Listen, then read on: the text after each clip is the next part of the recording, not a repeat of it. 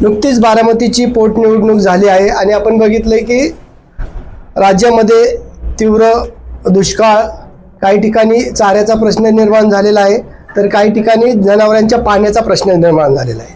आपण बघतोय की अजितदादा गेल्यानंतर बारामतीचे युवा नेते युगेंद्र पवार यांनी बारामतीच्या जिरायती पट्ट्याचा दौरा सुरू केलेला आहे आणि त्यांनी जी जिरायत भागामध्ये जाणारी उपसा सिंचन योजना होती ती शेतकऱ्यांना वरदान ठरणारी योजना होती आणि त्याचा पाठपुरावा घेतल्यानंतर आता या जाणाई शिरसाई उपसा सिंचन योजनेचं आवर्तन सुरू झालेलं आहे.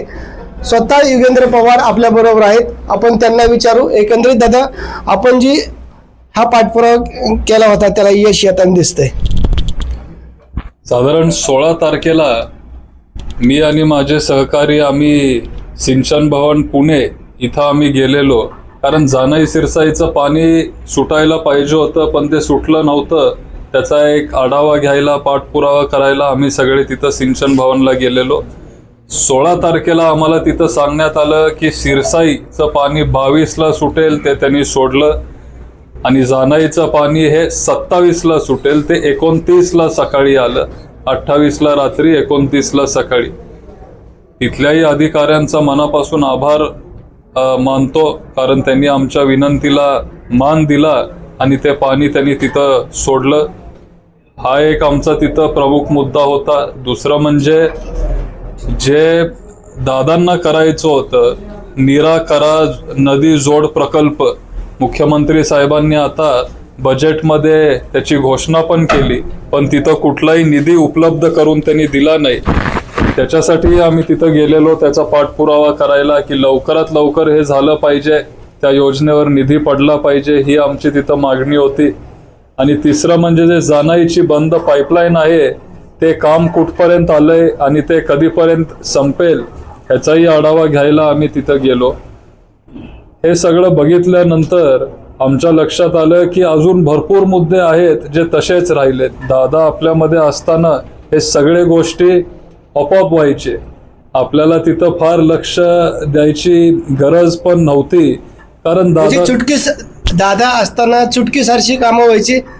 कुठल्या अधिकाऱ्यापर्यंत जायची गरज लागत नव्हती, आपल्याला जायची गरज लागत नव्हती. दादा इथं होते, बऱ्याच वर्षाचा त्यांचा अनुभव होता, अधिकारी वर्गावर त्यांचा एक दबाव असायचा, एक आदरयुक्त भीती त्यांना दादांबद्दल असायची, त्याच्यामुळे ही सगळी कामं आपोआप होत होती. पण नंतर इथल्या जिरायत भागातल्या शेतकऱ्यांना एक भीती वाटायला लागली, एक संभ्रम तयार व्हायला लागला की आता आपल्यासाठी कोण तिथं प्रश्न मांडणारे किंवा आता पाठपुरावा कोण करणारे. आता जर पाणी पूर्वीसारखं जर आपल्याला मिळालं नाही तर आपली सगळी पिकं जळून जातील, मग आता आपल्यासाठी कोण आहे. ही भावना लक्षात ठेवून मी आणि माझे सहकारी आम्ही सिंचन भवनला गेलो आणि त्यांचे मुद्दे मार्गी लावण्याचा एक प्रयत्न केला. नंतर आमच्या लक्षात आलं की आपण एक दौरा घेतला पाहिजे. ऊन उष्णता एवढी भयानक वाढत चालली आहे बाहेर की आपण तिथं गावोगावी गेलं पाहिजे. त्यांचे जे काय अडचणी आहेत, त्यांचे जे काही समस्या आहेत प्रत्येक गावात जिरायत भागातल्या, ते आपण समजून घेतले पाहिजेत.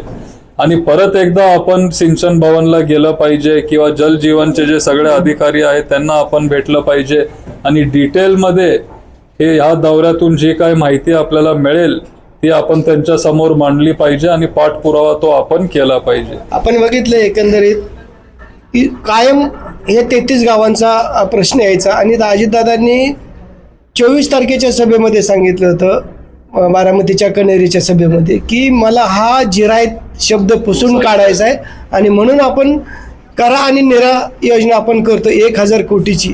त्यांनी सर्व ही बजेट देखील तयार केलं होतं. परंतु आपण बघितलं की ज्यावेळेस अर्थसंकल्प मांडण्यात आला त्यावेळेस फक्त मुख्यमंत्र्यांनी या करा निरासाठी फक्त घोषणा केलेली आहे. त्यानंतर आपण बघितले की खासदार सुप्रिया सुळे यांनी देखील पोस्ट केली आणि त्यांनी मागणी केली की बा आपण घोषणा केली परंतु निधीची तरतुदीचं काय, या संदर्भात आपण प्रयत्न करणार आहोत. तिथं मी तशी पोस्ट केली तेव्हा दादांनी कणेरीच्या सभेत ते तिथं बोलून गेले. ते त्यांचं स्वप्न होतं, त्यांना ते करायचं होतं, त्यांनी ते केलंही असतं. पवार साहेबांनी जानाई सिरसाई योजना ही आपल्या तालुक्यात आणली. दादांना हे नीरा करा नदी जोड प्रकल्प करायचं होतं आणि आमच्या सगळ्यांची इच्छा होती की ते व्हावं. पण तुम्ही आता जसं म्हटला ते अगदी बरोबर आहे. मुख्यमंत्री साहेबांनी फक्त घोषणा केली, पण तिथं कुठलाही निधी उपलब्ध करून दिला नाही.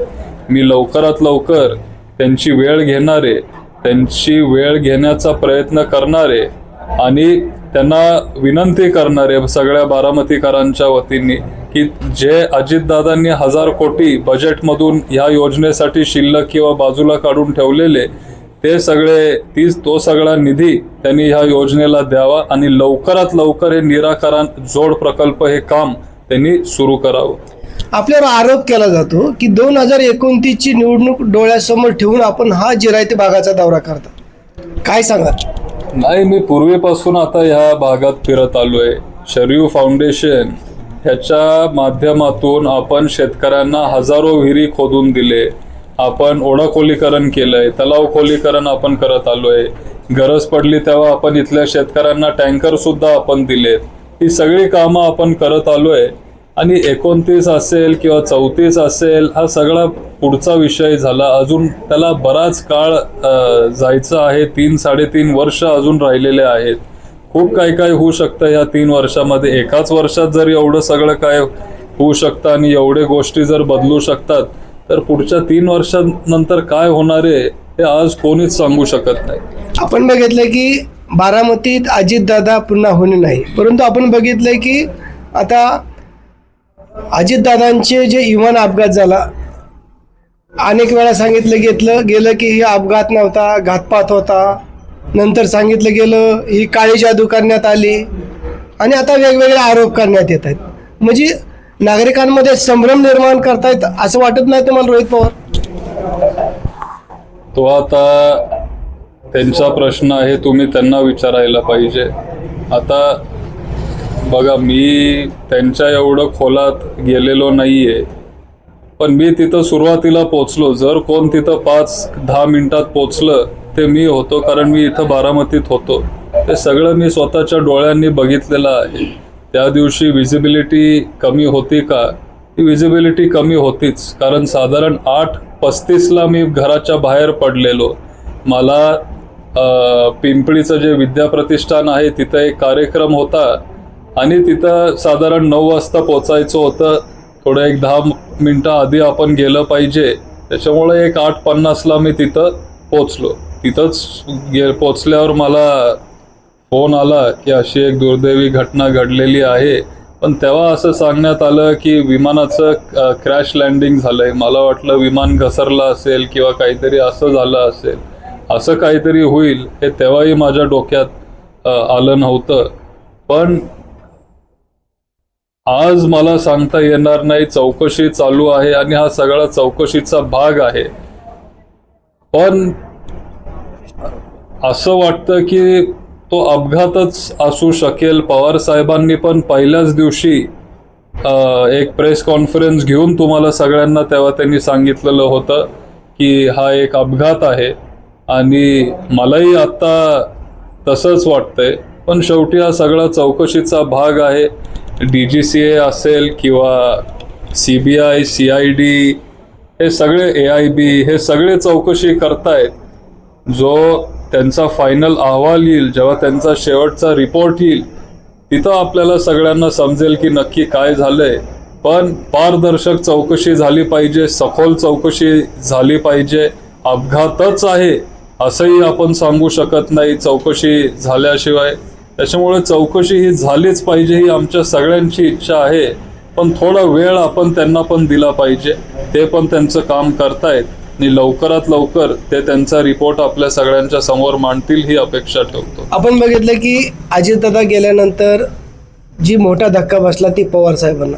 अजून देखील पवार साहेब या धक्क्यातून बाहेर पडले नाहीत. आपण बघितले की अनेक वेळा त्यांना हॉस्पिटलमध्ये देखील उपचारासाठी जावं लागलं. अजून ते धक्क्यातून सावरू शकले नाहीत. आपण त्यांना जवळून पाहिलेले आहेत. काय अनुभव सांगताल पवार साहेबांचे? साहेब आणि दादा हे नातं खूप वेगळं होतं. काका पुतण्याचं हे नातं होतं आणि बऱ्याच वर्षाचं हे नातं होतं. अनेक दशकं त्यांनी सोबत काम केलं. माझे आजोबा स्वर्गीय अनंतराव पवार हे खूप लवकर गेले. म्हणजे दादा 17-18 वयाचे होते माझे वडील हे 14-15 वयाचे होते, त्याच्यामुळं पूर्ण घराची जबाबदारी पण त्यांच्यावर आली. पवार साहेबांनी ह्या दोन्ही भावांना मुलासारखं वाढवलं, मुलासारखी काळजी त्यांची साहेबांनी घेतली, लहानाचं मोठं केलं, राजकारणात त्यांना आणलं आणि बरेच काय मदत, सहकार्य, मार्गदर्शन पवार साहेबांनी अजितदादांना दिलं. ते नेहमी भेटत होते, एकत्र काम करत आलेत. पवार साहेबांसाठी हा साहेबांचा मतदारसंघ बारामती. नंतर पवार साहेब दिल्लीला गेले, लोकसभेला गेले आणि हा मतदारसंघ आपल्या दादांसाठी त्यांनी मोकळा केला किंवा सोडला. दादा इथलं सगळं काम बघायला लागले. अतिशय उत्तम पद्धतीने दादा इथं काम करत राहिले. बारामतीला अजितदादांनी नेक्स्ट लेवलला ते बारामतीला घेऊन गेले आणि त्या पद्धतीचं काम हे दादांनी पण केलं. साहेबांसाठी दादा हे मुलासारखेच होते आणि त्यांचं नातं हे खूप वेगळं आणि खूप जवळचं होतं. हे मी स्वतः बघितलंय, आपण सगळ्यांनी बघितलेलं आहे. त्याच्यामुळं साहजिक आहे की साहेबांना ते जे सहन न होणारा हा एक लॉस आहे. आपण बघितलं की बारामतीकर नेहमीच पवार प्रेमीवर प्रेम करत आलेले आहे आणि आता बघितलं की ज्या दिवशी पोटनिवडणुकीचं मतदान होतं, या मतदानामध्ये ज्यावेळेस मतदान होत असताना मतदान करून आल्यानंतर कर्जत जामखेडचे आमदार रोहित पवार म्हणाले की 2029ची जी निवडणूक होईल यामध्ये युगेंद्र पवार विरुद्ध जय पवार अशी लढाई होईल, असं त्यांनी स्टेटमेंट केलेलं. या संदर्भात आपण काय सांगाल? आता ते स्टेटमेंट का केलं का नाही हा प्रश्न त्यांचा आहे, तुम्ही ते त्यांना विचारायला पाहिजे. पण लगेच त्या संध्याकाळी मी माध्यमांसमोर येऊन मी पण माझं स्टेटमेंट दिलं की ही माझी इच्छा तर नाहीये. जयनी पण तेव्हा प्रेस कॉन्फरन्स घेतलेली, तेव्हा जय पण बोलला ही त्याची इच्छा नाहीये. काल सुप्रियाताई पण म्हणाले की त्यांना हे करायचं नाहीये, त्यांची इच्छा नाहीये. सुनेत्रा वहिनींची, काकींची पण ती इच्छा नाहीये. मग आमची कुणाचीच इच्छा जर नसेल तर मग हे का करायचंय आपल्याला? आपण सगळेच पवार विरुद्ध पवार इलेक्शन करण्याचं टाळू, एक मार्ग काढण्याचा आपण प्रयत्न करू. चर्चेतून किंवा डायलॉगमधून पण काही गोष्टी निघू शकतात आणि त्याच्यासाठी आपण प्रयत्न करत राहू. भविष्यात आपण बघतोय की बारामतीचे 2 विधानसभा मतदारसंघ तयार होतात. मग अशा वेळी शहरी भागात कोण आणि ग्रामीण भागात कोण, अशी का आपली चर्चा झाली का? नुकतीच आता 2 दिवसापूर्वी देखील मोदी बागेमध्ये चर्चा झाली. पहिला ते 2 विधानसभा मतदारसंघ होऊ दे, मग ते झाल्यावर आम्ही तुम्हाला सांगू की ग्रामीण मध्ये कोण होईल आणि शहरात कोण होईल. पण पहिला ते होऊ दे तरी. आता आपण एकंदरीत पोटनिवडणुकीचं मतदान येणाऱ्या मतमोजणी 4 तारखेला होणार आहे. काकी किती मताधिक्याने विजय होतील असं वाटतंय? देशात रेकॉर्ड करतील असं मला तरी वाटतंय.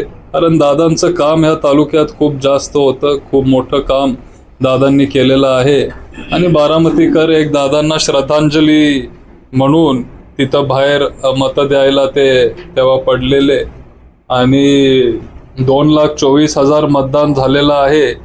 साधारण 1-2 हजार मतं हे दुसऱ्यांना जाऊ शकतात, पण बाकीचे 2,20,000 किंवा त्याच्यापेक्षा जास्त मतं हे वहिनींना मिळतील हा विश्वास आहे.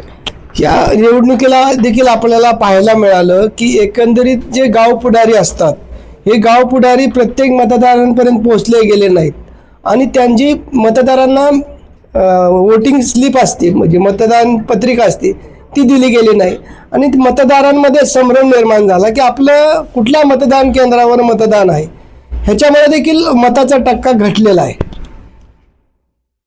जे तुम्ही म्हणताय ते अगदी खरं आहे. थोडं जरा जे आपले बूथ कमिटीचे प्रमुख असतील किंवा जे स्थानिक पुढारी असतील त्यांनी थोडा जरा पुढाकार घ्यायला हवा होता. त्यांनी पण प्रयत्न केले असतील, नाही असं नाही, अगदीच प्रयत्न केले नाहीत हे पण म्हणून चालणार नाही. ऊन पण भरपूर आहे, बाहेर 40-42 डिग्रीज तापमान आहे. सगळ्यांना असंही वाटत असेल की वहिनीच निवडून येणार आहेत, कारण कुठल्याही पक्षाने तिथं उमेदवार दिलेला नव्हता. सगळे उमेदवार हे जास्त करून बाहेरचे होते किंवा अपक्ष उभे राहिलेले. त्याच्यामुळे सगळ्यांना वाटत होतं की आपण जरी गेलो मतदान करायला किंवा नाही गेलो तरी वहिनीच निवडून येणार आहेत. त्याच्यामुळं पण ते असू शकतं. पण तुम्ही पण जे म्हणतायत की ज्या पद्धतीने किंवा ज्या ताकदीने हे पुढारी दादा असताना काम करायचे, कुठंतरी ह्या वेळेस ते थोडे कमी पडले, हे पण आपल्याला मान्य करावं लागेल. तर आपण बघतोय की हे होते युगेंद्र पवार. त्यांनी येणाऱ्या 4 तारखेला आपल्या काकी सुनेत्रा वहिनी पवार हे विक्रमी मताधिक्याने विजय होतील असा विश्वास त्यांनी व्यक्त केलेला आहे. जितेंद्र जाधव, न्यूज 18 मराठी, बारामती.